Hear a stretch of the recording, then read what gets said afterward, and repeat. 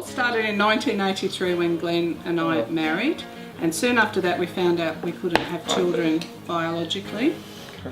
So we looked into adoption, and we found through Centre Care, it's now Catholic Care, that the books for normal children was closed and there was a 10-year waiting list. And somehow I stumbled on the special needs list.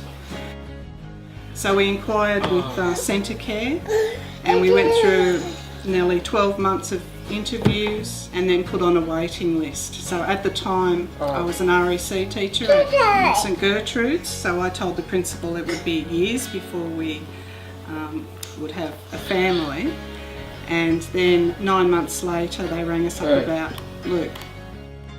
So I had to give notice at school, and then we picked Luke up. So I finished work on the Friday and we picked Luke up on the Tuesday. Luke was 4 months old when we adopted him. The doctors told us that Luke wouldn't talk or walk or be toilet trained. Soon after we picked Luke up and brought him home, we found out that he had a severe hearing loss, which was a big shock for us because we were trying to teach him to talk. About 12 months after that, Glenn and I spoke about the need for Luke to have a sibling just to help him, socialise. So we applied again, and the adoption agency said to us it'll be years. And 3 months later they rang us up and asked us if we wanted Peter. Peter was 6 weeks old when we picked him up. Not long after we picked Peter up, we found out that he had 6 holes in his heart and he was quite unwell. Before that, we had taken them to the Pope's Mass when the Pope was out in 1986, and both boys were just marvellous for that whole time that we were at the Pope's Mass. And we always said that it was the Pope's blessing that put Peter through the operation, and it was just a special time for us as a family. So after Peter, I was desperate for a baby girl to dress up.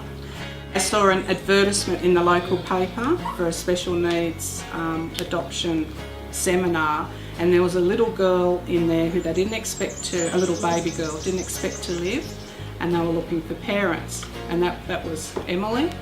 So they said, well, her prognosis is pretty poor, she needs significant stomach surgery, and she has cerebral palsy, she's blind. And we said, because I fell in love with the picture, and I said, oh no, we really want that baby girl. So we had to go through the same process. So we had these 3 beautiful little children, and then the Department of Community Services rang us and said, we've got Catholic parents here with a little baby with Down syndrome. Are you interested? And of course we said yes. So that's how Paul came to us. And Paul has a very interesting ancestry. His great-grandfather is American Indian and his mum's Polish. That's right, you like art and you like being outside.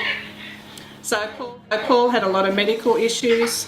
He had to have heart surgery when he was a little baby, and a lot of respiratory problems since then. So that's how we adopted our 4 children.